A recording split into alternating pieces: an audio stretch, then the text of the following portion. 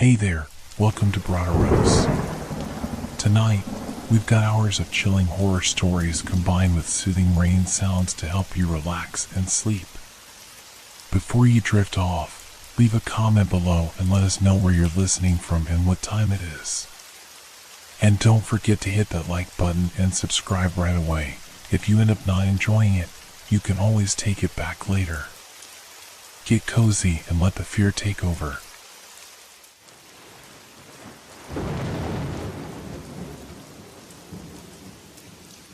The Old Hat. I often wondered what drew me to that quaint little shop on the corner of Maple and Elm. Perhaps it was the nostalgia of the past, or maybe it was the thrill of discovering something forgotten. That day, the air was thick with the scent of old wood and dust, a combination that felt oddly comforting. As I stepped inside, the bell above the door tinkled softly, welcoming me into a world where time seemed to stand still.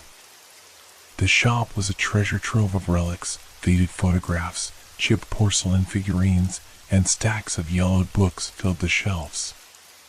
But it was a dusty old hat that caught my eye, perched atop a mannequin in the corner.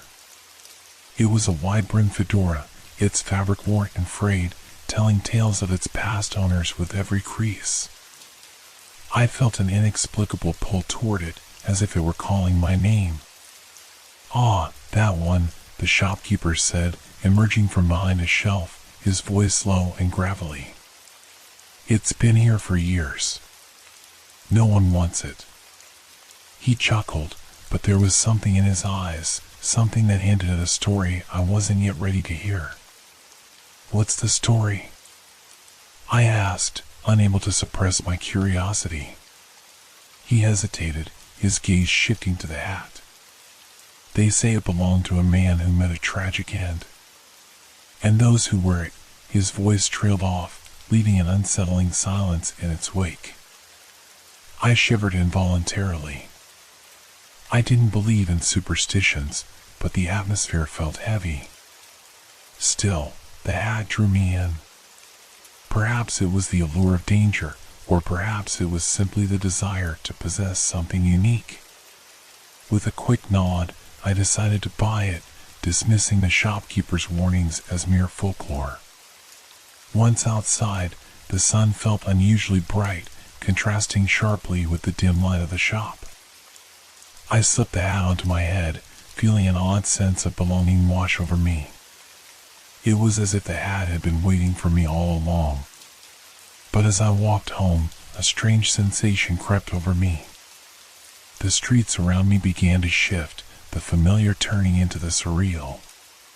Shadows flickered in my peripheral vision, and whispers seemed to echo from the alleyways. I shook my head, trying to clear my mind of the thoughts that threatened to spiral out of control. That night, as I lay in bed, the hat rested on the chair by my window. I could hardly shake the feeling that I was not alone. I glanced at the clock, its hands ticking steadily, and closed my eyes, willing myself to sleep. But sleep would not come. Instead, I found myself staring at the ceiling, feeling the weight of the old hat's history bearing down on me. As the hours dragged on, I suddenly felt a chill in the air, a cold breeze that seemed to whisper through the room. I opened my eyes to see shadows dancing along the walls, their forms shifting and swirling. In that moment, I knew something was amiss. The hat was more than a mere accessory, it held secrets that were eager to be revealed. Just as I was about to drift off again, a vision flashed before me, a man in a dark coat, his face obscured by shadows, standing at the edge of a dimly lit street. A chill ran down my spine. Who was he? And why did I feel an overwhelming sense of dread? The night wore on, my heart racing, and sleep eluded me like a fleeting dream. I couldn't shake the feeling that the hat had awakened something within me, something that was far from benign. As the shadows danced around my room, I felt an unsettling pull toward the old hat, as if it were an anchor tethering me to something I couldn't quite comprehend. The longer I stared at it, the more I began to see not just its frayed edges and faded fabric, but also the remnants of lives that had once filled it with stories. What had this hat witnessed? Who had worn it before me? Sleep finally claimed me, but it was a restless sleep, punctuated by vivid dreams that felt more like nightmares. I found myself walking down a narrow street lined with dimly lit lampposts. The glow of their light barely illuminated the cobblestones beneath my feet, and an oppressive silence enveloped me. I could hear the faint sound of footsteps echoing behind me, but every time I turned, there was nothing there, only the shadows, looming and watching. In my dream, I was drawn toward a flickering light at the end of the street. As I approached, the figure of the man emerged from the darkness, his features still obscured. He was dressed in a long, dark coat, the kind that swayed with an unseen breeze. I could feel his eyes boring into me, a mix of sorrow and anger reflected in their depths. "Why have you come?" he whispered, his voice like gravel scraping against stone. I tried to respond, but my voice caught in my throat. Instead, I found myself stepping closer to him, compelled by an invisible force. Just as I reached out, a sudden crack of thunder jolted me awake, my heart pounding in my chest. The shadows in my room seemed to retreat as dawn began to break, spilling pale light across the floor. I sat up, breathless, drenched in sweat, the weight of the dream heavy on my mind. The hat sat innocently on the chair, but I couldn't shake the feeling that it had somehow infiltrated my dreams. Had it brought forth the spirit of its former owner? Determined to dismiss my fears, I got out of bed and headed to the bathroom, splashing cold water on my face. As I looked into the mirror, my reflection stared back at me, but it felt like I was looking at a stranger. I had never been particularly superstitious, yet a sense of foreboding lingered. The hat had unsettled me in ways I couldn't articulate, and I couldn't help but feel that its past was more than just a story. Later that day, I found myself drawn to the hat again. I picked it up, feeling its weight in my hands, and carefully placed it on my head. For a brief moment, I felt an odd sense of confidence wash over me, a rush of energy coursing through my veins. But then, as I gazed out the window, the world outside shifted. The trees swayed violently, their branches clawing at the sky as dark clouds rolled in, blotting out the sun. In the days that followed, I noticed subtle changes in my surroundings. The neighborhood, once familiar and inviting, began to feel foreign. I would catch glimpses of shadowy figures in the corner of my eye, only to turn and find nothing there. The whispers returned, growing louder each night, echoing through the walls of my home. It was as if the hat had opened a doorway to something otherworldly, something that thrived on fear and despair. I tried to convince myself that it was all in my head, the product of an overactive imagination. But the more I tried to push it away, the stronger the sensations became. One evening, while sitting in my living room, I heard a distinct rustling sound coming from the hallway. My heart raced as I turned to face the darkened corridor, the shadows pooling at its end. I felt a cold draft sweep through the room, and I instinctively reached for the hat, placing it on my head as if it could shield me from whatever lay beyond. The sound grew louder, a soft shuffling, followed by a low, mournful whisper that seemed to seep from the walls themselves. I strained to hear, but the words were indistinguishable, a language long forgotten. Panic surged through me, and I stumbled to my feet, the hat slipping slightly askew. "Who's there?" I called out, my voice trembling. Silence. The air felt thick, almost suffocating, as I waited for a response. Just when I thought I had imagined it all, a shadow flickered at the edge of my vision. My breath caught in my throat as I turned to face it, and in that instant, I saw the man from my dream. His form was ethereal, flickering like a candle in the wind, his face still obscured by darkness. He extended a hand toward me, and in that moment, a flood of memories surged through me, images of despair, loss, and an overwhelming sense of abandonment. I staggered back, the hat falling from my head and landing silently on the floor. "What do you want?" I whispered, fear gripping my heart. The figure didn't speak. Instead, his gaze bore into mine, and I felt a shuddering wave of emotion wash over me. The sorrow in his eyes was palpable, and I realized that he was trapped, bound to the hat and to the horrors of his past. Just then, a loud crash echoed from the kitchen, pulling me from my trance. I spun around, heart racing, and hurried to investigate. As I entered the room, I found nothing out of the ordinary, just a fallen chair that I must have knocked over in my haste. But the unsettling feeling remained, gnawing at my insides. I picked up the chair, my hand shaking, and turned to glance back at the hallway. The shadowy figure was gone, but I could still feel his presence lingering in the air. I had to know more about the hat and its history. I had to uncover the truth behind the man who had worn it before me. As the days passed, the old hat began to feel less like a mere accessory and more like a conduit for something beyond my understanding. I could no longer ignore the sensations that danced around me, whispers that echoed in the corners of my home, shadows that flitted across my vision, and an overwhelming sense of being watched. The man from my dreams seemed to linger in the periphery of my reality, haunting me in a way that both intrigued and terrified me. With each passing night, my sleep grew more restless. The dreams returned, more vivid and disturbing than before. I found myself walking that same dimly lit street, but now it felt more like a trap than a path. The lampposts flickered erratically, casting eerie shadows that twisted into grotesque shapes. The air was thick with a fog that wrapped around me like a shroud. One night, as I reached the end of the street, the man emerged once more, his face still shrouded in darkness.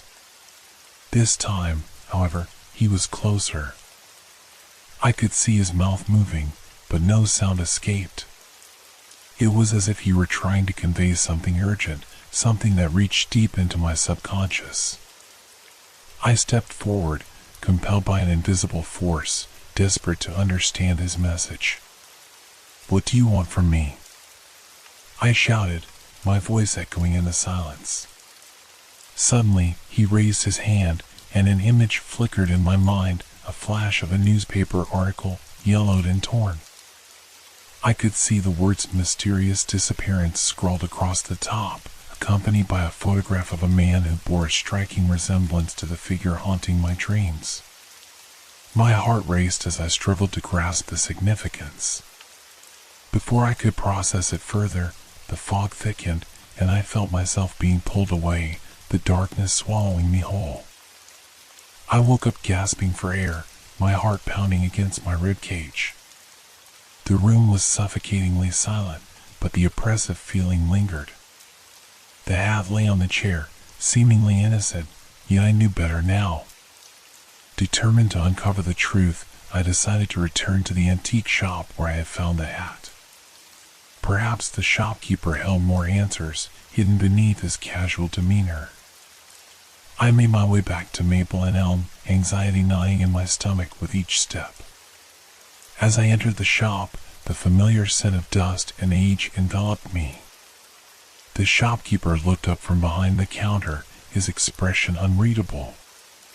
"You're back," he said, a hint of surprise in his voice. "I need to know more about the hat," I replied, trying to keep my voice steady. "What can you tell me about its previous owner?" He hesitated, his gaze flicking to the hat displayed prominently on the counter. It belonged to a man named Thomas Gray. He was well liked around here until he disappeared under mysterious circumstances. "Disappeared?"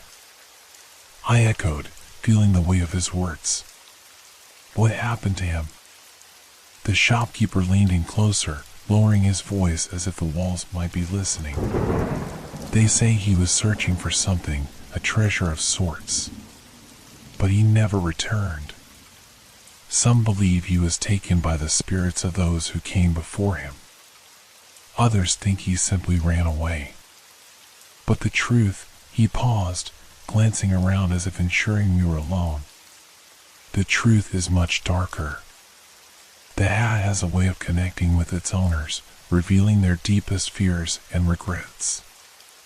A chill ran down my spine. And what about you? What do you fear? I asked, probing deeper. The shopkeeper's expression darkened. Let's just say, I've had my share of experiences with that hat.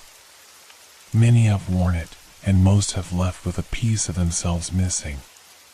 Be careful, young man. It's not just an old hat, it's a vessel of memories, both good and bad. His words hung in the air like an ominous cloud, and I felt the weight of history pressing down on me. I couldn't leave without knowing more, without understanding the connection between me, the hat, and the man who had once worn it. Do you have any old records or documents about Thomas Gray? I asked, my heart racing with the urgency of my quest. The shopkeeper nodded slowly. I might have something in the back. Follow me. He led me through a narrow hallway cluttered with boxes and antiques, the air thick with the smell of mildew. The dim light flickered as we entered a small room filled with stacks of papers and old photographs. It was like stepping into a time capsule, each item a piece of a forgotten world. After rifling through some boxes, he pulled out a weathered leather-bound journal. This belonged to Thomas. It's filled with his thoughts, his fears, and his discoveries. My heart raced as I took the journal from him, the weight of it heavy in my hands. I felt a connection, as if the very essence of the man lingered within its pages. Thank you, I said, my voice barely a whisper. As I left the shop, clutching the journal tightly to my chest, I felt the atmosphere shift around me. The whispers grew louder, echoing in my mind. I could almost hear them calling my name, urging me to dive deeper into the mystery that had entwined itself around my life. That night, I sat in my living room with the journal open in front of me, the pages yellowed and brittle. I could almost hear Thomas's voice as I read aloud. His entries were filled with excitement and trepidation, detailing his obsession with uncovering hidden truths. I must find it, one entry read. The hat connects me to something greater, something I cannot yet comprehend. The whispers grow louder, urging me to seek out the past. I fear I may not return, but I cannot stop now.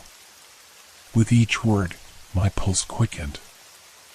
I understood now. The hat was a bridge to something that lay just out of reach, something that had claimed Thomas Gray and was now reaching for me. The final entry, however, sent a chill down my spine. I am losing myself. The shadows speak of darkness, and I feel their presence closing in. I cannot shake the feeling that I am being hunted. If you find this, please do not wear the hat. It is a curse, and I fear it may take you as it has taken me. I dropped the journal, my hands trembling. A heavy silence enveloped me as the realization sunk in. I had already worn the hat, and whatever connection it had forged was now intertwined with my very being. Suddenly, the room felt colder, the shadows thickening around me. I could hear the whispers again, clearer now, rising to a crescendo. Leave, run, before it's too late. I stood up, my heart racing. The weight of Thomas's fate pressed down on me. I had to act. I had to break the connection before it consumed me. But as I reached for the hat, I hesitated.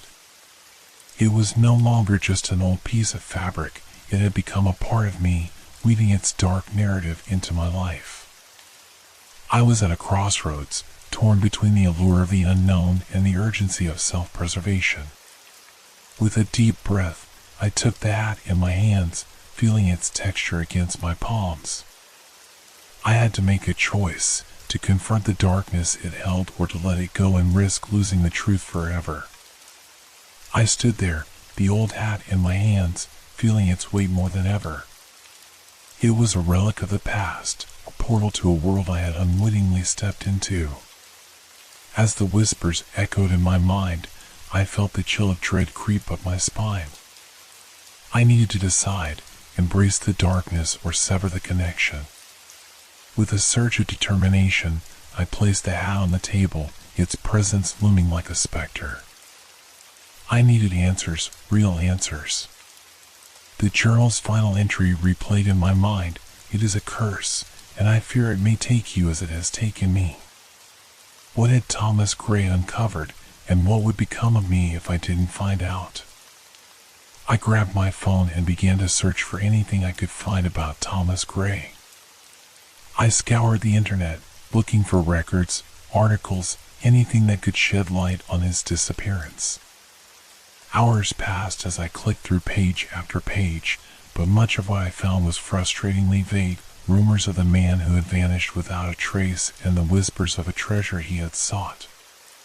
Just as I was about to give up, I stumbled upon a forum dedicated to local legends.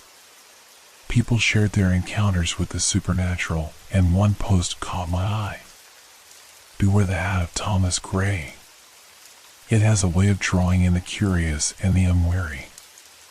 Those who wear it may find themselves trapped in a cycle of despair, their minds haunted by the past.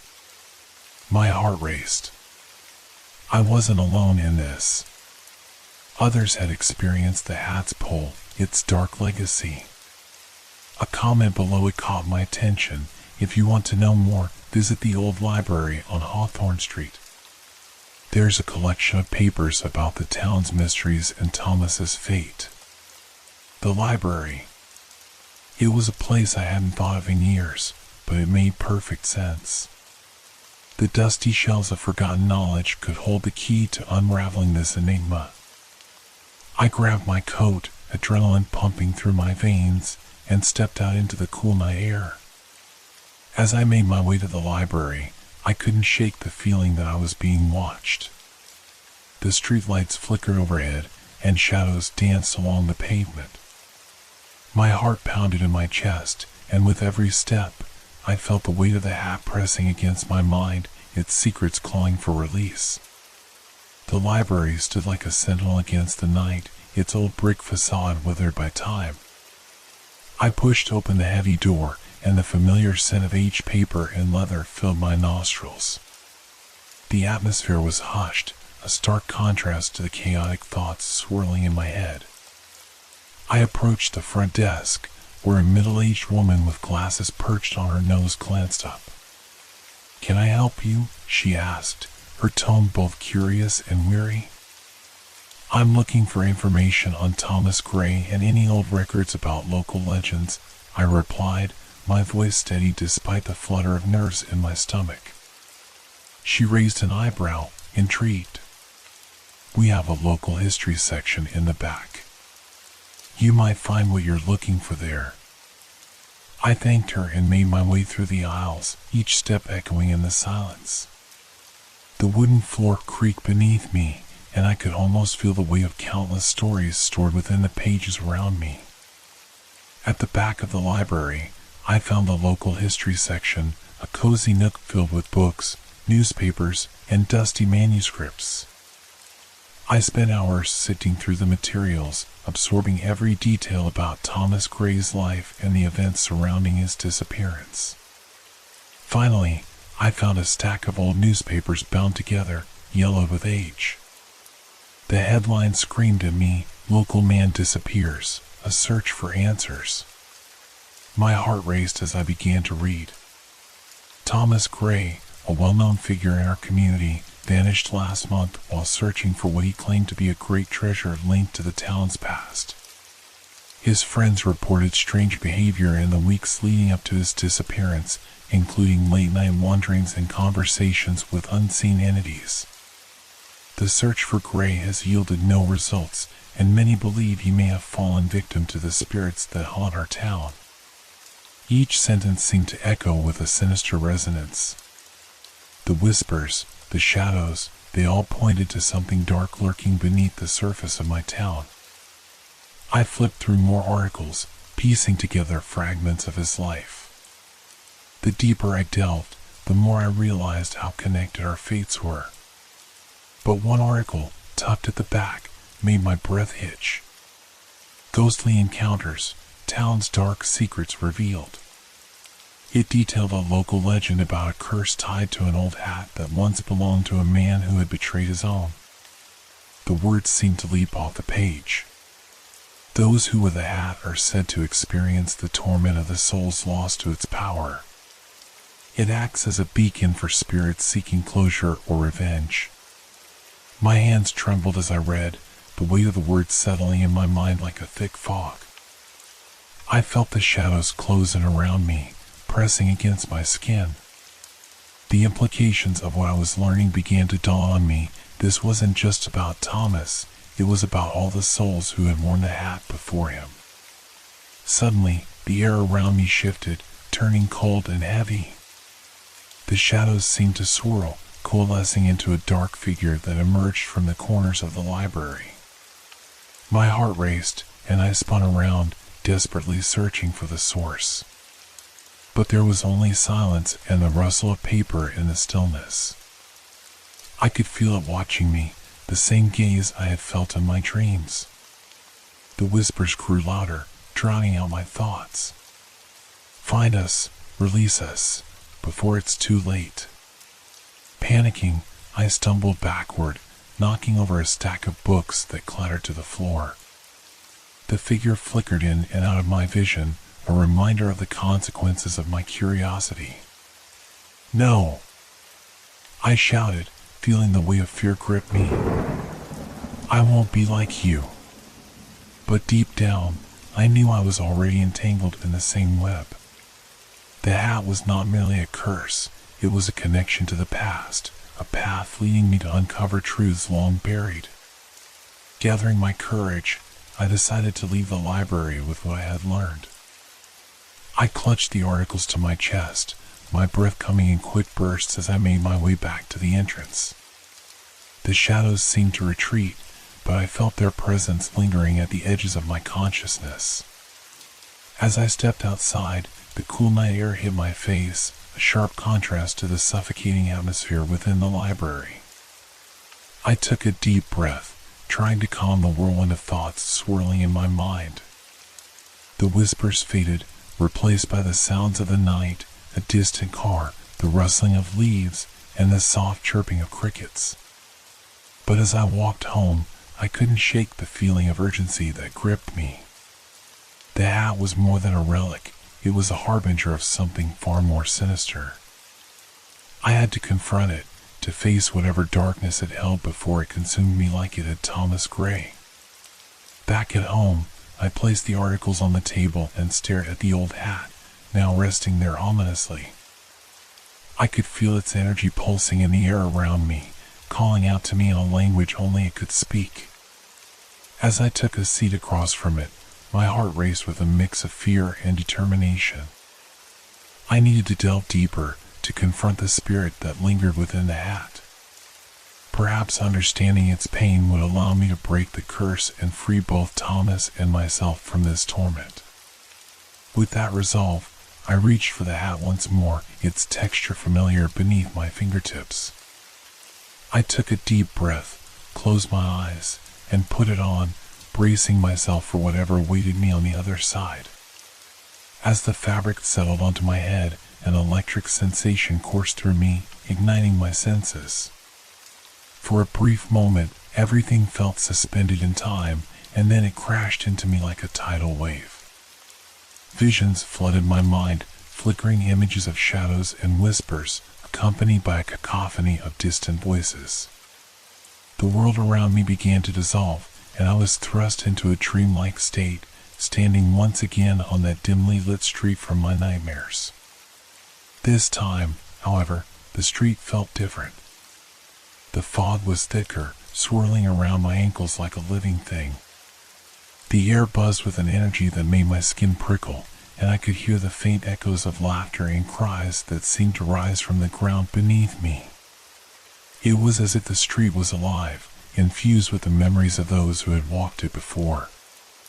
Ahead of me, the shadowy figure of Thomas Gray emerged, his face obscured but his presence unmistakable. He stood there, waiting for me, a tragic specter caught between worlds. His mouth moved, but no sound reached my ears. I took a step closer, compelled by an invisible thread pulling me toward him. "Thomas?" I called out, my voice swallowed by the fog. "What do you want from me?" As if sensing my plea, the fog lifted slightly, revealing his eyes, deep, sorrowful pools that seemed to reflect the pain of 1,000 regrets. In that moment, I felt a connection, a shared understanding of the burden we both carried. With a sudden surge of courage, I reached out, and to my astonishment, he mirrored my gesture. Our hands almost touched, but just as I thought I could grasp him, the ground beneath me shifted. The street cracked open, and I felt myself plummeting into darkness. I screamed, the sound echoing into the void, and then everything went black. When I opened my eyes, I was back in my living room, the hat still perched atop my head. My heart raced as I realized I hadn't just dreamed, I had connected with him somehow, delving into the space between our worlds. But what had I unleashed? Shakily, I removed the hat, placing it back on the table. I felt an inexplicable weight in my chest, a compulsion to document what had just happened. I hurriedly grabbed my journal and scribbled down every detail, my hand trembling as I recounted the vision, the street, and the moment I had shared with Thomas. But as I wrote, I felt a shadow loom over me. The whispers returned, clearer now, laced with urgency. "Find us, release us, before it's too late," they echoed in my mind, a chorus of despair that seemed to envelop the room. I could feel the air grow colder, and the lights flickered ominously. It struck me then, I had to find a way to communicate with Thomas, to understand his fate and why he remained trapped. He had called out to me for help, and I could not turn away from his plea. But how could I reach him again? Suddenly, an idea sparked within me. The journal.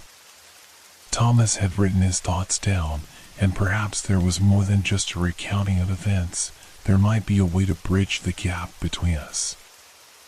I flipped through the pages, desperate to find any mention of rituals or connections to the spirit world. After several minutes of scanning, my heart raced as I found a passage that seemed to resonate with my intentions. It read, "To communicate with the lost, one must reach into the ether, invoking their names with sincerity and purpose. Speak the truth of your heart and let the hat guide your voice. Only then can they find their way back." Hope surged through me as I realized I might have the means to help Thomas and perhaps others trapped alongside him. I took a deep breath, steadying my nerves. If this was a curse, then it was also an opportunity for redemption for both of us. With the journal beside me and the hat on my head, I prepared myself for the next phase of my journey. I closed my eyes and focused on Thomas, calling his name softly. "Thomas Gray, I seek to understand your plight. I want to help you find peace." The air around me thickened, and I could feel the temperature drop, a tangible shift that signaled I was not alone. "Thomas," I repeated, more firmly this time. "If you can hear me, please respond. Show me your truth." For a moment, nothing happened. But then, as if the room itself had breathed in deeply, a gust of wind rushed through the space, sending a chill down my spine. I could feel the energy shift, the atmosphere buzzing with potential. The whispers grew louder, swirling around me, urging me to continue. "Thomas, I feel your pain. I know you're trapped, just as I am drawn into this web of darkness. Help me understand how to release you." I closed my eyes tightly, willing myself to focus, to let the emotions pour out of me. I promised to seek the truth, no matter how frightening it may be. The room felt charged, as if the very fabric of reality was thinning. Suddenly, a voice broke through the chaos, faint but unmistakable. "Help me!" I gasped, my heart racing. "I'm here, Thomas. I'm here." I felt a wave of energy wash over me, pulling me deeper into the connection. Images flooded my mind once more. I saw him in his last moments, the desperation etched across his face. He was searching for something, a hidden treasure, yes, but also a resolution to the pain that had consumed him. The shadows swirled around him, whispering doubts and fears, ensnaring him in their grasp. In that moment, I realized that he hadn't just been searching for material wealth, he had been seeking closure, a way to reconcile his past choices. My heart ached for him, for the struggles he had endured. "Tell me what I need to do," I urged, my voice shaking with emotion. "Tell me how to set you free." Suddenly, the vision shifted. I saw a flash of a place, an old, decrepit house at the edge of town. The image was fleeting, but the sense of urgency was overwhelming. I felt a powerful pull, as if the house held the answers to Thomas's past. The wind howled around me, and I knew I had to act quickly. "I'll find it," I promised, determination flooding my veins. "I will uncover the truth, Thomas. I will bring you peace." As I removed the hat, the connection faded, leaving me breathless and trembling. I knew I had to investigate this house, to delve into the mystery that surrounded Thomas's life. But I also understood that I was venturing into treacherous territory, one that could lead me to the very heart of darkness. That night, sleep eluded me as I mapped out my plans. I had to find the house, but I needed to do it carefully to avoid the traps that had ensnared Thomas. I felt a responsibility, not only for myself, but for him and all those who had worn the hat before. Morning broke, casting light through my window, and I set out to find the location from my vision. Armed with a sense of purpose, I ventured into town, the weight of the hat still heavy on my mind. The old neighborhood where I lived was familiar, but the edge of town felt different. Abandoned streets whispered of secrets long forgotten, and I felt the chill of anticipation crawling along my skin. After hours of searching, I stumbled upon the house from my vision. It was dilapidated and overgrown, vines creeping up its sides like skeletal fingers. My heart raced as I approached, knowing that this was the place where Thomas's truth lay hidden. As I stepped onto the creaking porch, I felt a surge of energy course through me, almost as if the house itself was alive, holding its breath in anticipation.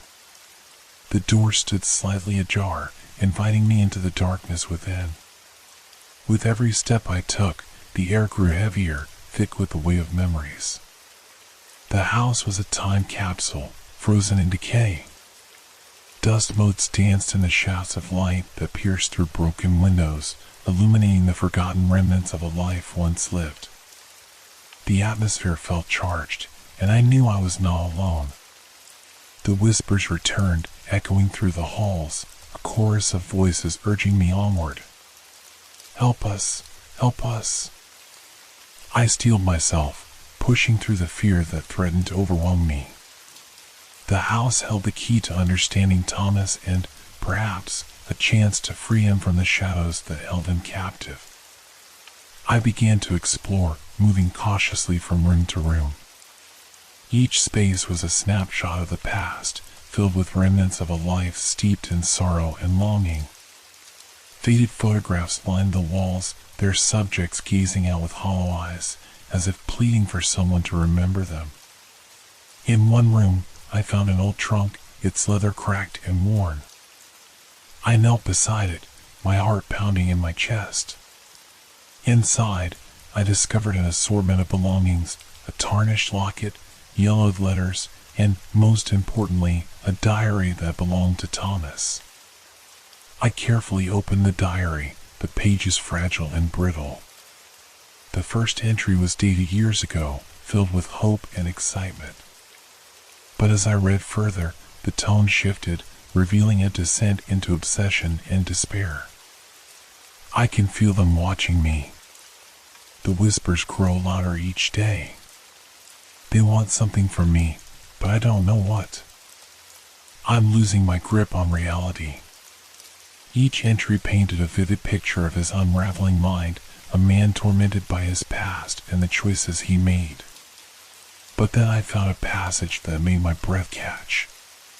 The hat, it's a key. It connects me to them, to the lost souls who wander this earth seeking closure. I must uncover the truth of my betrayal to set them free. Tears stung my eyes as I realized how deeply he had understood his fate.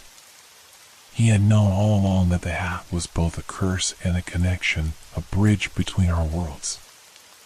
I flipped to the final entry, and my heart sank. I fear I may be running out of time. I have seen the shadows closing in. If anyone finds this, know that the house holds the truth. Beware the hat, it may lead you down the same dark path. I closed the diary, my hands trembling as I processed the weight of his words. He had sacrificed everything in search of redemption, and now it was my turn to carry that burden. With newfound resolve, I gathered the belongings I felt were significant, the locket, the letters, and of course, the diary. I would bring them back to the hat, to the source of Thomas's torment, and together we would confront the darkness. As I stepped out of the house, the sun dipped below the horizon, casting long shadows that stretched across the yard. The whispers intensified, but this time they felt more like a guide than a warning. I was ready to face whatever awaited me.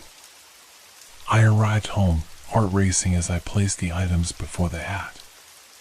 Thomas, I have found your truth. Together, we will break this curse. I held the diary tightly, feeling the energy surge around me once more. I donned the hat, determined to connect with him again. Thomas Gray, I call upon you. Let us confront the shadows together. Show me the path to redemption. The world around me shifted once more, and the darkness enveloped me.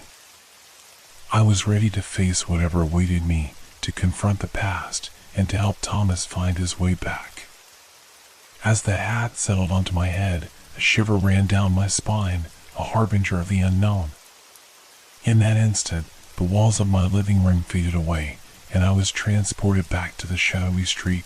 The fog was thicker, swirling like a restless spirit around my ankles. The air crackled with tension, as if the very atmosphere was charged with the weight of unspoken words and unfinished business. The faint echoes of laughter and sorrow whispered through the fog, drawing me deeper into the scene. A sense of foreboding wrapped around me, thick and suffocating. It was in this state of heightened awareness that I spotted him, Thomas Gray. He stood there, a spectral figure cloaked in sorrow, his face shrouded in shadow. I reached out, feeling an invisible thread pull me toward him, but as I took a step closer, the ground beneath me trembled. The cobblestones cracked open, revealing a yawning chasm that threatened to swallow me whole. I screamed, the sound reverberating through the mist, but just as I felt myself plummeting, everything vanished, and I was back in my living room, the hat still perched atop my head. Heart racing, I removed the hat and dropped it onto the table.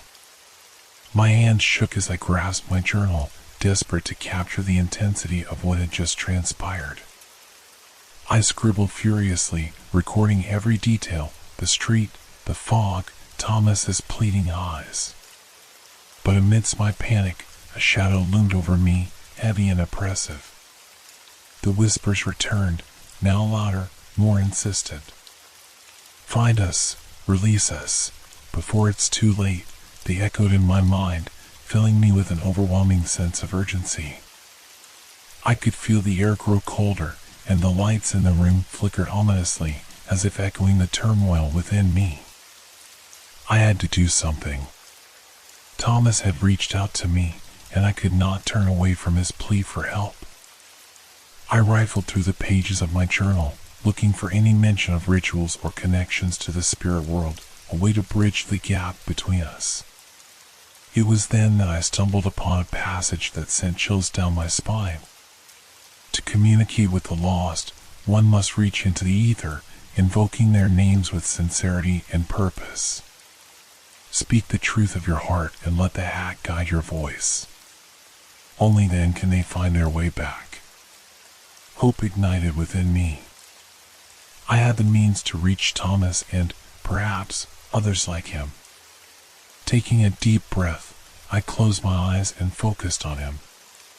Thomas Gray, I seek to understand your plight. I want to help you find peace. The air around me thickened, a tangible shift in the atmosphere, and for a moment, everything felt electric. Thomas, I called again, more firmly this time. If you can hear me, please respond. Show me your truth. For a heartbeat, silence enveloped me. But then, a voice broke through the stillness, faint but unmistakable. Help me. My heart soared, desperation fueling my response. I'm here, Thomas. I'm here.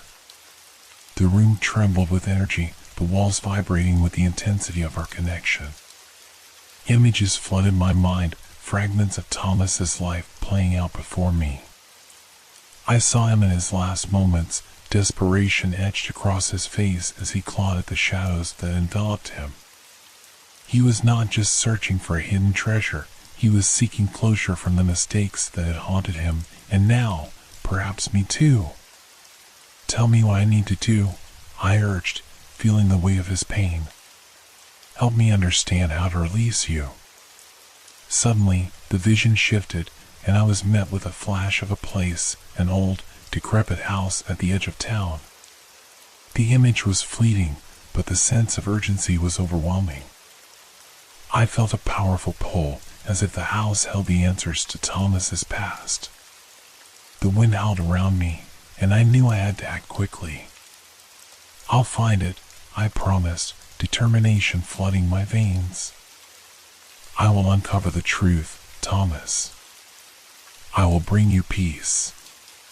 When I removed the hat, the connection faded, leaving me breathless and trembling. I was left with the realization that I needed to find the house from my vision, a place steeped in the echoes of Thomas's life and perhaps his death. That night, sleep eluded me as I meticulously mapped out my plans. I had to find the location from my vision, but I also knew I had to do so carefully to avoid the traps that had ensnared Thomas. My heart raced at the thought of venturing into the unknown, but I couldn't turn back now. Morning broke, casting pale light through my window, and I set out to find the house. The old neighborhood where I lived was familiar, but the edge of town felt different, an uncharted territory brimming with secrets. After hours of searching, I finally stumbled upon it, the house from my vision.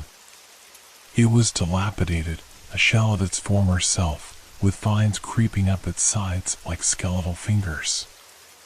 My heart raced as I approached, knowing that this was the place where Thomas's truth lay hidden. As I stepped onto the creaking porch, I felt a surge of energy course through me. The door stood slightly ajar, inviting me into the darkness within. I hesitated, the weight of the moment pressing down on me, but I knew I couldn't turn back now. The air was thick with the scent of mildew and decay as I entered. Dust motes danced in the shafts of light that broke through the broken windows, illuminating the remnants of a life long forgotten. Each step I took echoed through the empty halls, a haunting reminder of what once was. I began to explore, moving cautiously from room to room. Each space was a snapshot of the past, filled with remnants of sorrow and longing. Faded photographs lined the walls, their subjects gazing out with hollow eyes, as if pleading for someone to remember them. The atmosphere was heavy, laden with a sense of loss that weighed down on me like a shroud. In one room, I found an old trunk, its leather cracked and worn. I knelt beside it, my heart pounding in my chest. Inside, I discovered an assortment of belongings, a tarnished locket, yellowed letters, and, most importantly, a diary that belonged to Thomas. I carefully opened the diary, the pages fragile and brittle. The first entry was dated years ago, filled with hope and excitement. But as I read further, the tone shifted, revealing a descent into obsession and despair. I can feel them watching me. The whispers grow louder each day. They want something from me, but I don't know what. I'm losing my grip on reality. Each entry painted a vivid picture of his unraveling mind, a man tormented by his past and the choices he made. I could feel my heart aching for him, for the struggles he had endured. But then I found a passage that made my breath catch. The hat, it's a key. It connects me to them, to the lost souls who wander this earth seeking closure. I must uncover the truth of my betrayal to set them free. Tears stung my eyes as I realized how deeply he had understood his fate. He had known all along that the hat was both a curse and a connection, a bridge between our worlds. I flipped to the final entry, and my heart sank. I fear I may be running out of time. I have seen the shadows closing in. If anyone finds this, know that the house holds the truth. Beware the hat, it may lead you down the same dark path. I closed the diary, my hands trembling as I processed the weight of his words. He had sacrificed everything in search of redemption, and now it was my turn to carry that burden. With newfound resolve, I gathered the belongings I felt were significant, the locket, the letters, and of course, the diary. I would bring them back to the hat, to the source of Thomas's torment, and together we would confront the darkness. As I stepped out of the house, the sun dipped below the horizon, casting long shadows that stretched across the yard. The whispers intensified, but this time they felt more like a guide than a warning. I was ready to face whatever awaited me. Arriving home, I laid the items before the hat. Thomas, I have found your truth. Together, we will break this curse. I held the diary tightly, feeling the energy surge around me once more.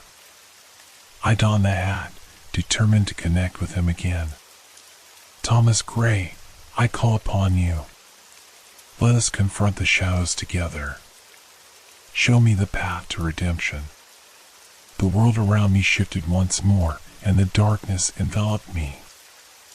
I was ready to face whatever awaited me, to confront the past, and to help Thomas find his way back. With each turn of the pages in Thomas's diary, I felt the lines of our fates intertwining. As the air thickened, swirling with unseen forces, I sensed the impending confrontation. I had unearthed the fragments of his life and the truths that had haunted him. Now I had to summon the courage to face what lay ahead. The shadows danced around me, flickering like candle flames, and I could hear the whispers grow louder, urging me to take action. Help us, find the truth. I concentrated on the diary, hoping it would guide me through the coming ordeal.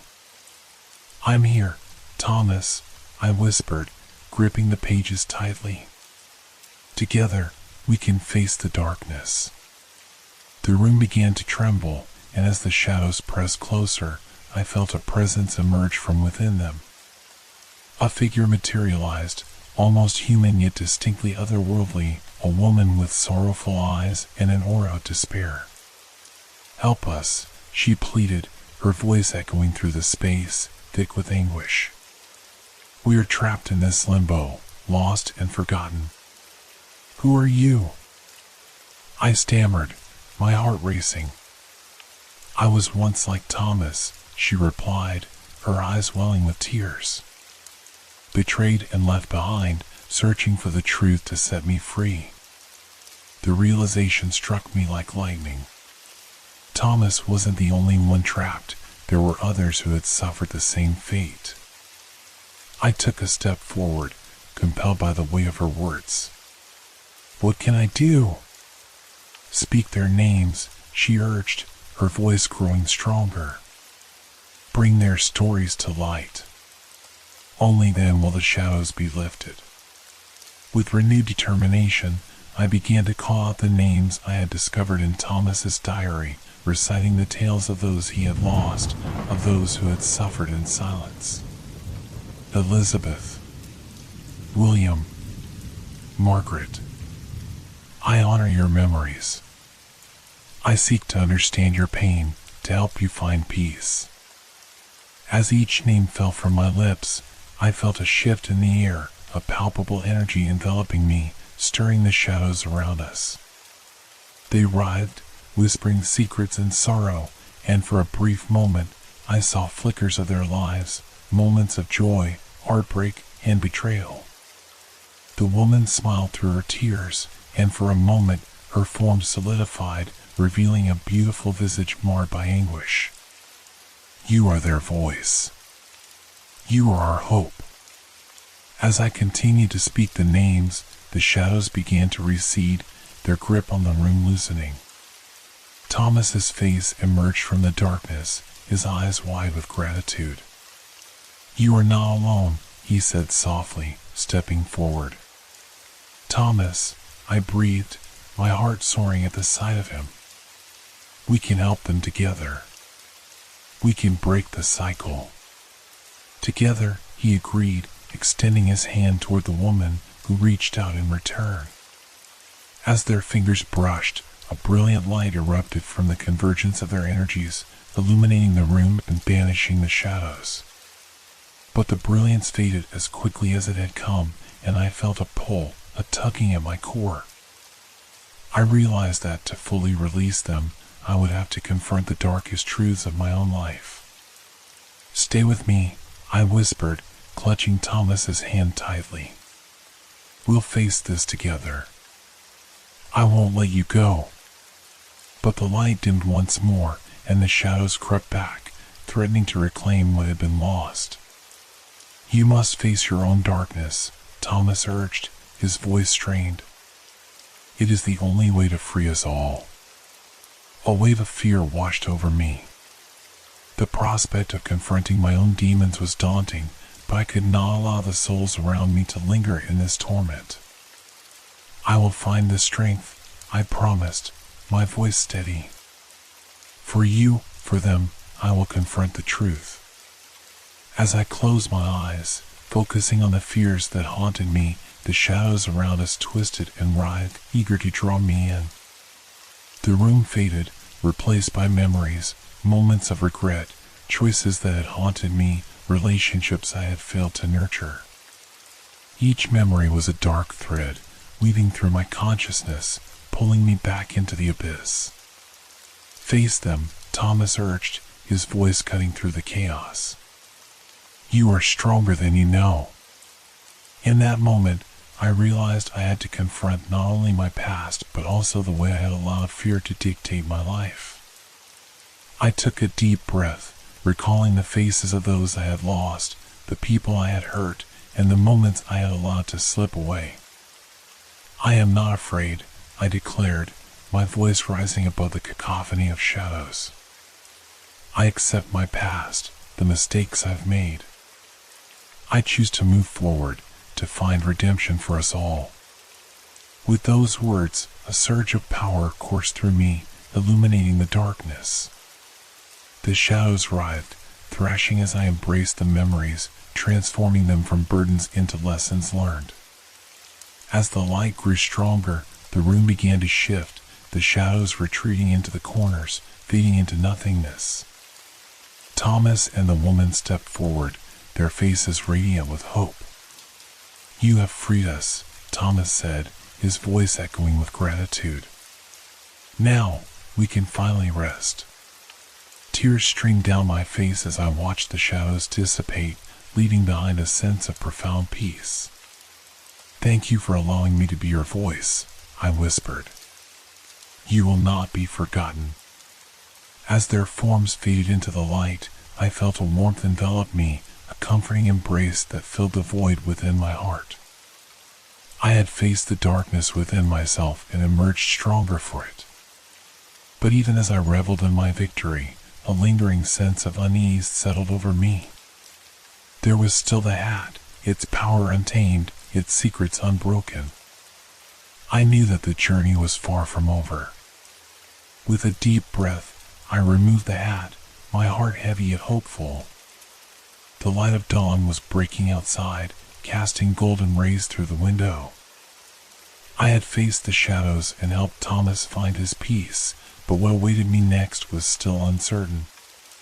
The whispers, now faint but persistent, lingered in my mind. Find the truth, uncover the darkness, before it's too late. With the diary and the belongings of those I had set free in hand, I knew that the next chapter of this journey awaited me.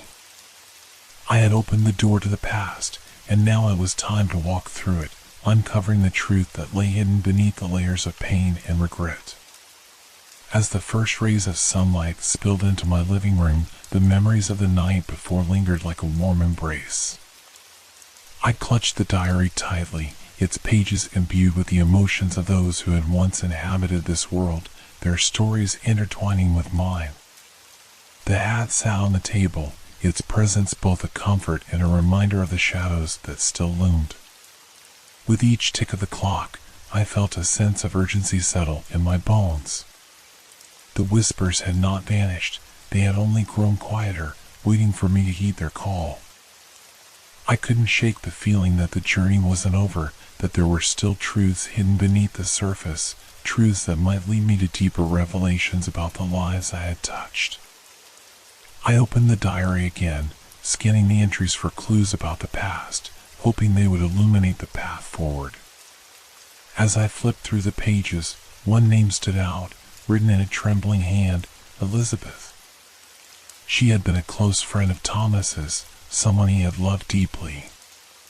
The entries detailed their friendship, blossoming in the light of youth before dark clouds gathered over them. The last few entries about her were tinged with heartbreak, filled with references to a tragic event that had torn them apart. Elizabeth was everything to me, but I couldn't save her, one entry read. The night of the storm. I should have gone after her. I should have saved her. But I didn't. My heart ached for them both. What had happened during that storm? What had Thomas witnessed that had marked him for eternity? I needed to know. The answers lay somewhere in the past, waiting to be uncovered. Determined to piece together their story, I decided to seek out the locations mentioned in the diary. The first was a small cafe where they had shared countless moments, laughter echoing off the walls, whispered promises hanging in the air like fragile wisps of smoke. I arrived at the cafe just as the sun climbed higher in the sky, casting warm light across the worn wooden tables.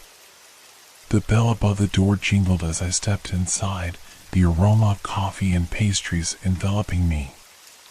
The atmosphere was filled with a comforting hum of chatter, but I felt an undercurrent of tension, as if the walls themselves held their breath, waiting for something to unfold. I ordered a cup of coffee and settled at a table in the corner, allowing myself to drift into memories of Thomas and Elizabeth. As I sipped, I took up the diary and began to read the entries aloud, hoping to summon their spirits once more. With every word, I could feel the air shift, the weight of unfulfilled promises hanging heavy in the atmosphere. My surroundings faded away, and I was transported back to a time when laughter and love thrived within these walls. Suddenly, a chill washed over me, and the temperature in the cafe plummeted. I looked up, and there she was, Elizabeth. She stood just beyond the threshold, a figure draped in ethereal light, her expression a mix of longing and sorrow. Elizabeth, I breathed, feeling a rush of emotion flood through me. "You're here." "I've waited long for someone to remember," she replied, her voice barely above a whisper yet clear as a bell. "Thomas carried my pain for too long. He needs to know the truth." "What truth?" I asked, my heart racing. "What happened to you?" Her gaze was steady, filled with an ancient sorrow. "It was the storm that night, the night everything changed. I was taken by the shadows that consumed Thomas. I thought he would come for me, but I was wrong. I was lost, and he never found me." With her words, the memories began to flood back, fragments of the night, of thunder rumbling overhead, and of the desperate rush to save her. I could see it now, a vivid tableau of anguish. "I will help you both find peace," I promised, determination flooding my veins. "I will uncover the truth." As she smiled, the cafe around me began to shimmer, and the noise of chatter faded into a whisper. "Find the place of the storm," she urged. "Only there can you set us free." The vision faded, leaving me breathless and aching with the weight of my promise.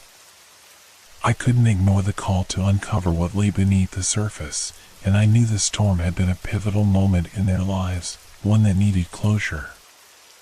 As I left the cafe, the urgency in my heart grew stronger. I needed to find the place where Elizabeth had been lost, where Thomas had been unable to save her. The entries in the diary hinted at a secluded lake, a place they had visited often, a sanctuary away from the chaos of the world. The drive to the lake was filled with anticipation, the landscape morphing from urban chaos to serene countryside. The road twisted and turned, flanked by towering trees that whispered secrets as the wind rustled their leaves. With each passing moment, I felt the connection to Thomas and Elizabeth deepen, drawing me closer to the truth. When I finally arrived, the lake lay before me, its surface shimmering like glass under the afternoon sun. It was hauntingly beautiful, yet I could feel an undercurrent of sorrow woven into the landscape, a sadness that clung to the air. I parked the car and stepped out, the crisp air filling my lungs. As I walked toward the water's edge, I could sense a presence looming over the lake, the remnants of that fateful night lingering like ghosts trapped in time. Kneeling by the water, I closed my eyes and concentrated. "Elizabeth, Thomas, I'm here," I called out, my voice trembling with emotion. "I want to help you find peace. Show me what happened here." The wind picked up, swirling around me, and suddenly visions flooded my mind, flashes of the storm, of rain lashing against the ground, and Elizabeth standing at the water's edge, her eyes filled with fear as shadows crept toward her. "Help me," she cried out, her voice echoing in the depths of my soul. "I am trapped in this darkness." As the vision sharpened, I could see Thomas running toward her, his face etched with panic and regret. "Elizabeth!"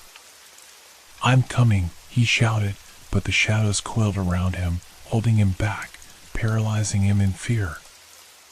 The scene twisted, and I saw the moment he hesitated, the moment that had haunted him ever since.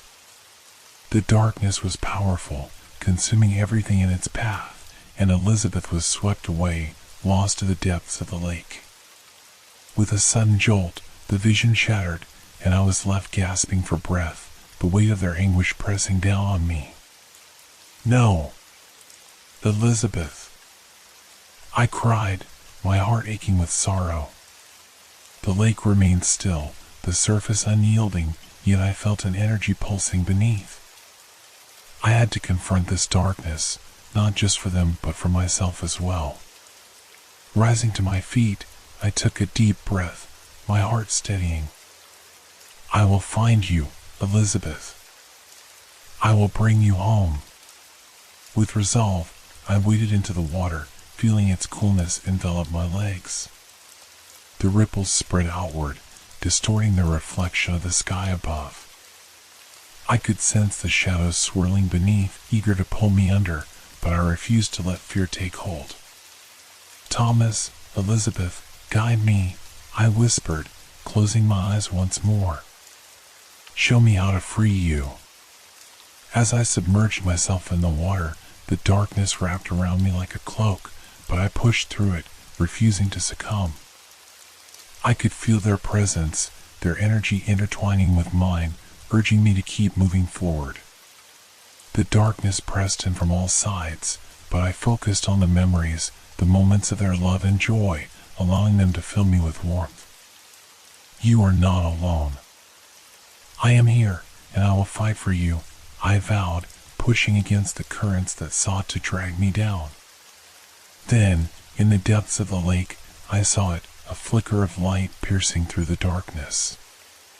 It beckoned me, drawing me closer until I could almost touch it. I reached out, feeling the warmth spread through my fingertips, igniting a fire within my soul. In that moment, the shadows recoiled, and the light expanded, enveloping me in a cocoon of hope.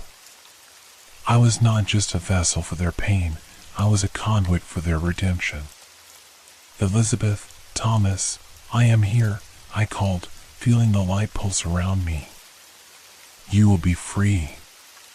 As I embraced the light, I felt the energy shift, the darkness giving way to the brilliance of their memories. The weight that had anchored them to this realm began to dissipate, and I felt their spirits rising, untethered and free. The water surged around me, lifting me up as the shadows shrank back into nothingness. I gasped as I broke the surface, the sun shining down upon me, warming my face and heart. With a final surge of energy, I felt Thomas and Elizabeth's presence envelop me in a warm embrace. "Thank you," they whispered, their voices entwining with the wind. "You have set us free." I emerged from the lake, breathless and trembling, but filled with a profound sense of peace. As the sunlight bathed me, I realized that I had not only freed them, but had also unlocked a part of myself that had long been buried beneath layers of doubt and fear. But the journey was not over. The hat still waited for me, a lingering presence that held the key to further revelations. I knew I had to return to it, to understand the deeper mysteries entwined within its fabric. With determination coursing through me, I turned back toward the shore, ready to confront whatever lay ahead. The path to redemption had led me this far, and I wouldn't turn back now. I was no longer just a spectator in this story. I was its author, and I was ready to pen the next chapter. The journey back from the lake was a blur of sensations. Each breath tasted of freedom, each heartbeat echoed with purpose.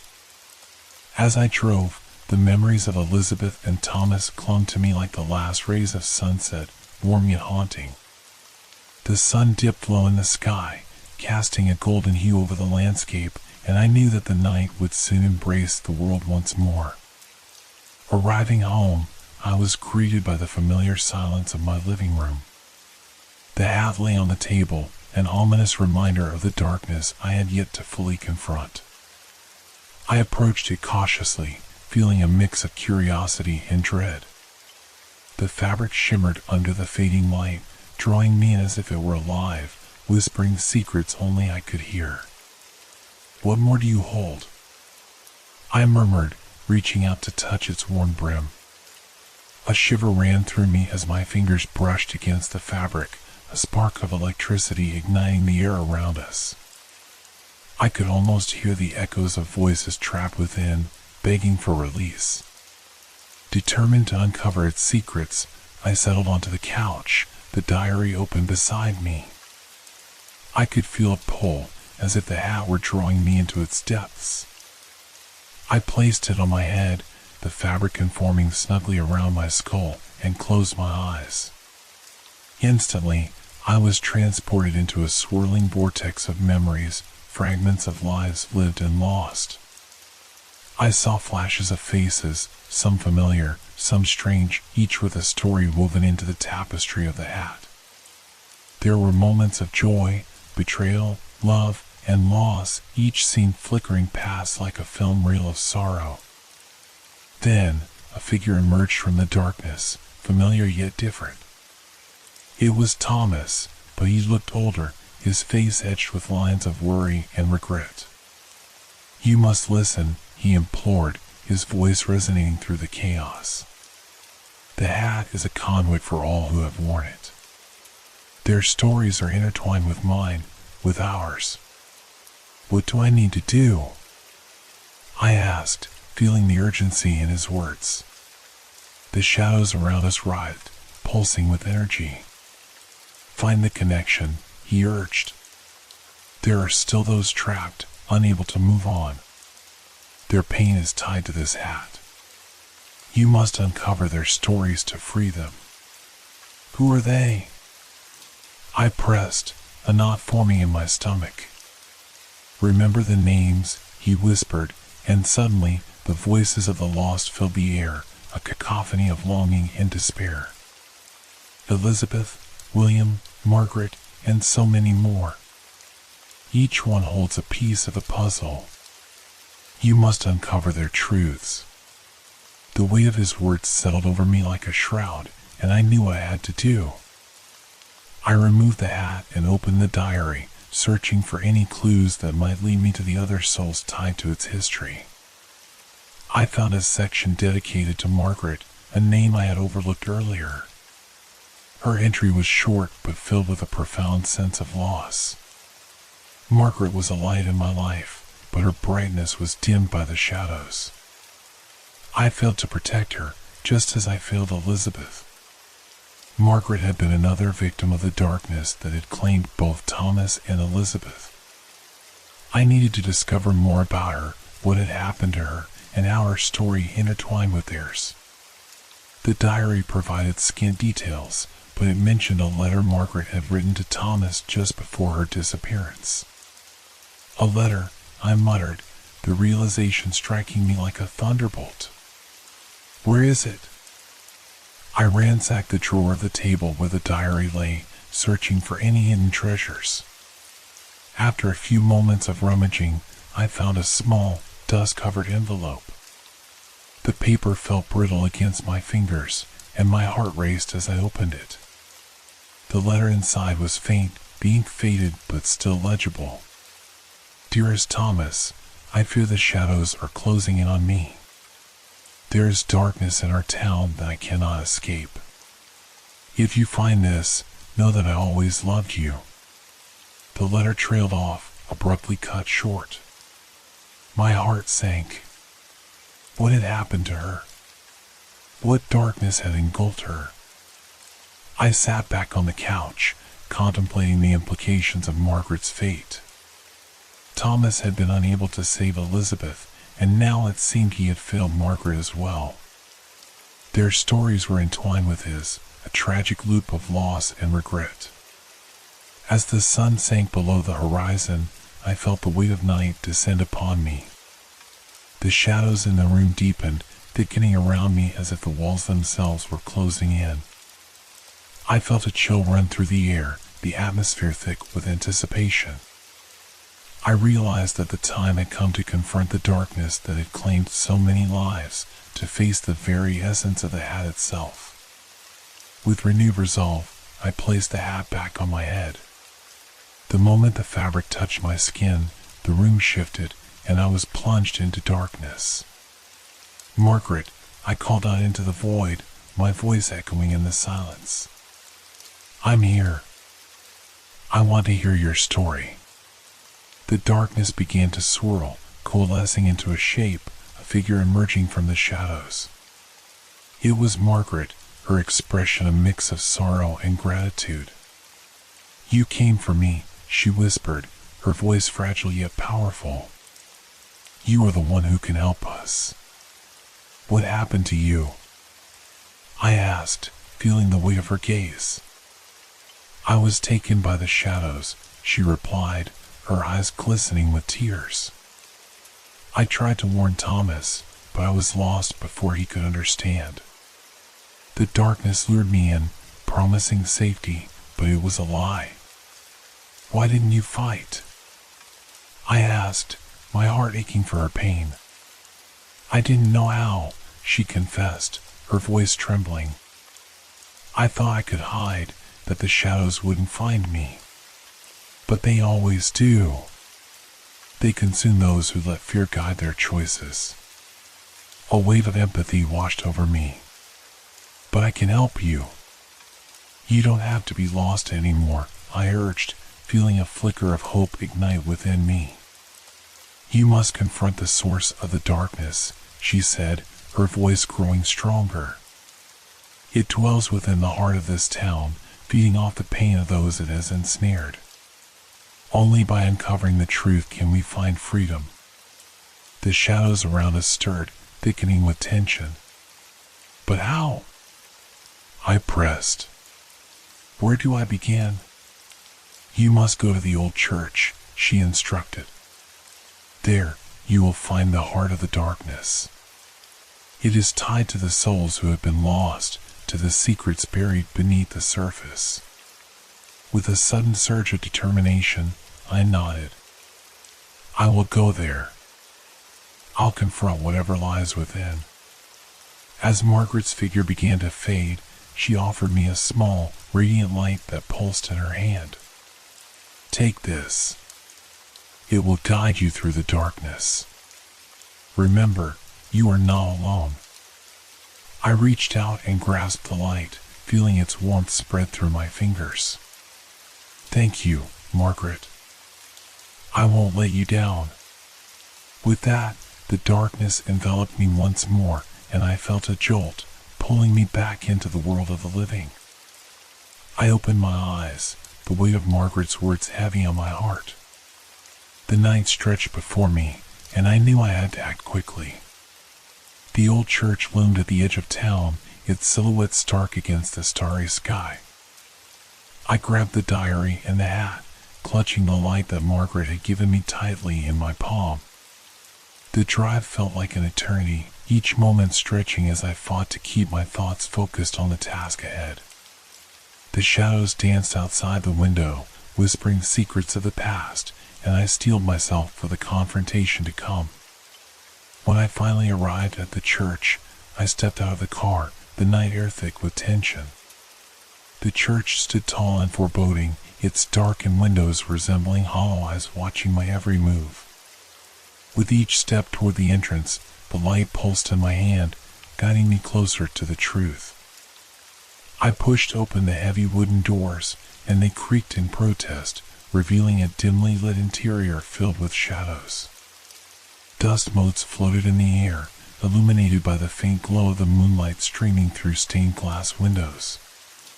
The atmosphere was thick with an oppressive silence, and I felt the weight of history pressing down on me. Show me the truth, I whispered, stepping further into the church. The light in my hand flickered, casting an ethereal glow that pushed back the encroaching shadows. As I moved deeper into the sanctuary, I noticed an altar at the front, adorned with faded candles and wilted flowers. The air grew colder, and I could feel the presence of countless souls lingering in the space, their pain woven into the very fabric of the church. I approached the altar, my heart pounding in my chest.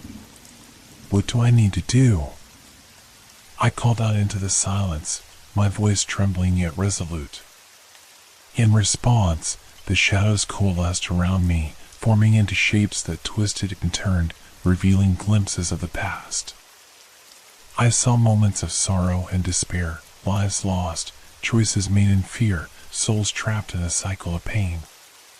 As the shadows shifted, a familiar figure emerged, the sorrowful woman I had encountered earlier.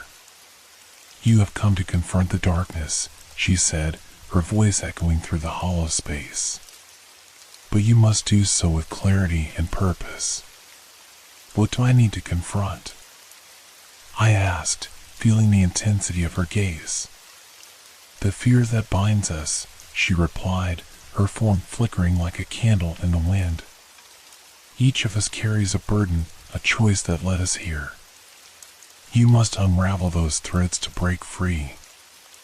I closed my eyes, taking a deep breath as I reflected on my own fears, the choices I had made in my life. "I'm ready," I declared, feeling the weight of Margaret's light in my hand. With a sudden rush of determination, I focused on the shadows, willing them to reveal their truths. "I seek clarity," I proclaimed. "Show me the choices that led to this darkness."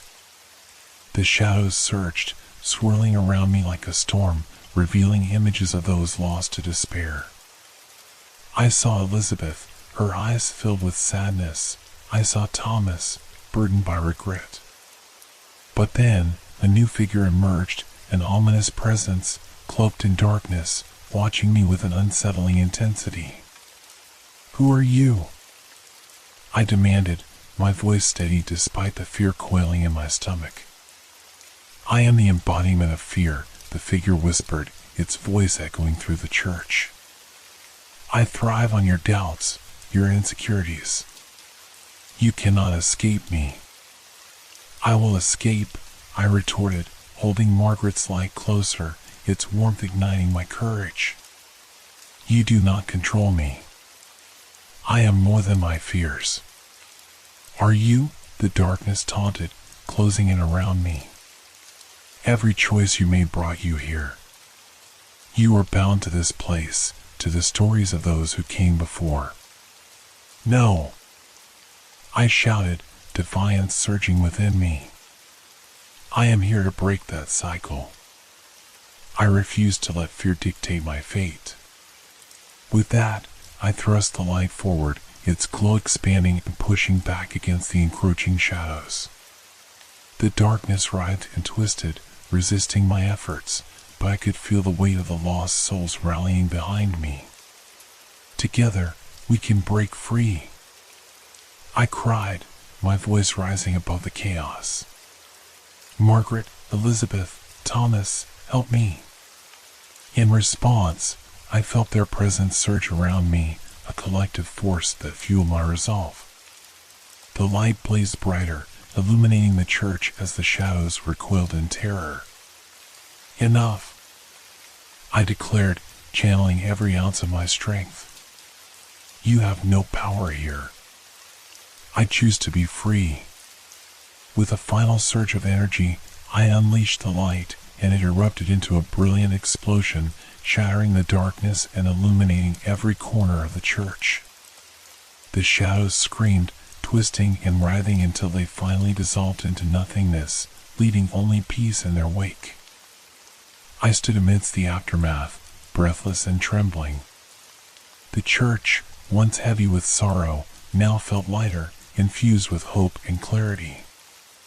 I had confronted the darkness and emerged victorious, but I knew the battle for the souls trapped within the hat was not yet over.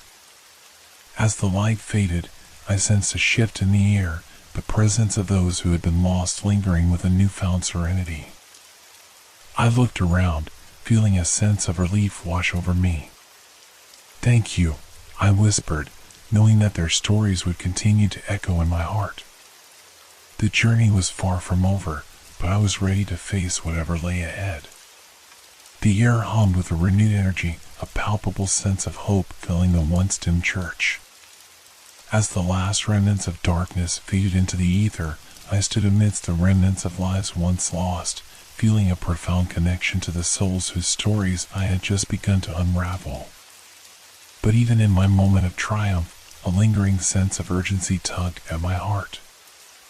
"Margaret, Elizabeth, Thomas," I whispered, the names of prayer on my lips. "What comes next?" The silence that followed felt heavy, almost deafening, but it was then that I sensed a presence, soft and gentle. I turned to find Margaret's spirit materializing before me, her form shimmering with a luminescence that radiated warmth and gratitude. "You have done what we could not," she said, her voice a melodic whisper that echoed through the sanctuary. "You have freed us from the chains of fear. But the hat, it still holds fragments of our souls. You must release those remaining pieces." The weight of her words settled upon me like a cloak of responsibility. "How do I do that?" I asked, the enormity of the task before me making my heart race. "Take the hat to the lake where it all began," she instructed, her eyes glistening with an intensity that was both reassuring and urgent. "There, you will confront the final vestiges of the darkness. Only by releasing the remaining souls can we all find peace." The gravity of my mission dawned upon me. I had thought my battle was won, but it seemed the final confrontation awaited me at the very place where it all started, the lake that had been a silent witness to so much suffering. "I will go," I promised, determination fueling my resolve. I could feel Margaret's essence surrounding me, bolstering my courage as I prepared to embark on this final leg of the journey. With a final nod of encouragement, Margaret began to dissolve into a cascade of shimmering light, whispering words of thanks that faded into the ether. The church now felt like a sanctuary, filled with the echoes of hope and redemption. As I stepped back outside, the night enveloped me like a warm embrace, the stars twinkling overhead like distant beacons guiding me toward my next destination. The drive to the lake was charged with an electric anticipation, my heart racing with each passing moment. When I arrived at the lake shore, the water lay still, reflecting the moonlight like a polished mirror. It was eerily beautiful, the surface shimmering with an otherworldly glow.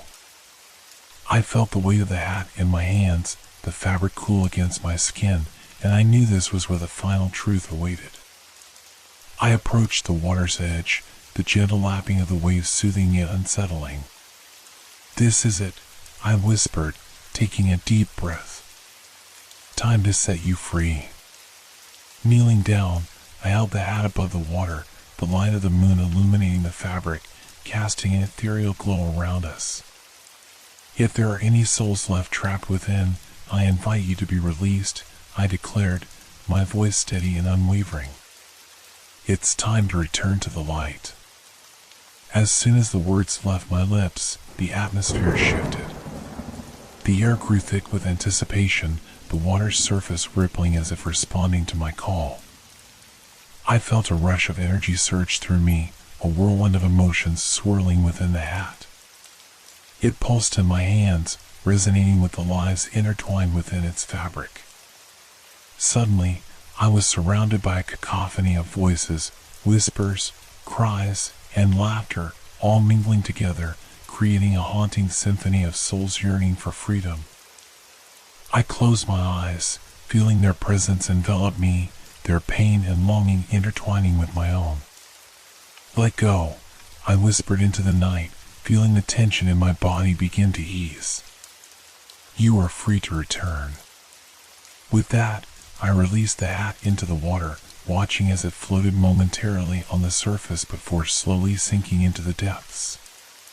The moment it vanished, the air around me seemed to shimmer with a brilliant light, illuminating the darkness and filling the night with warmth. The voices crescendoed, a symphony of relief and joy resonating through the air as the souls within the hat were released. I could feel their energy swirling around me, lifting the heaviness that had clung to this place for so long. It was as if the lake itself was rejoicing, welcoming back those who had been lost for far too long. As the last echoes of their gratitude faded into the night, I opened my eyes to find the water perfectly still once more. The moon hung high in the sky, casting a serene glow over the lake, and I felt an overwhelming sense of peace wash over me. "Thank you," I whispered into the night, feeling the warmth of their presence linger in the air. I had confronted the darkness, faced my fears, and released the souls that had been trapped. But more than that, I had discovered the strength within myself to break free from the shadows. Turning back toward the shore, I was greeted by the dawn, the first light of day spilling across the horizon. As the sun rose, I felt a renewed sense of purpose coursing through me. I would honor the stories of those I had encountered, sharing their truths with the world. Their lives mattered, their struggles were real, and their voices would not be forgotten. As I walked away from the lake, I knew that I had changed. The journey had been harrowing, filled with moments of darkness and despair, but it had also been one of discovery and redemption. I was no longer just a spectator in this narrative. I was its author, ready to pen a new chapter filled with hope and healing. The old hat had served as a catalyst for transformation, a reminder of the fragility of life and the strength that lay within facing our fears. Though the darkness would always exist, so too would the light. I was determined to seek that light in every corner of my life, embracing the beauty of each moment while honoring the shadows of the past. And as I stepped into the light of a new day, I felt a sense of freedom unlike any I had ever known. I would carry the stories of the lost with me, ensuring they would echo through the world, not as tales of sorrow, but as testaments to the resilience of the human spirit.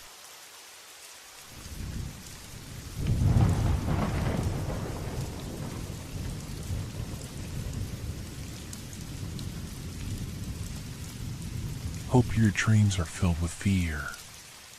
Good night.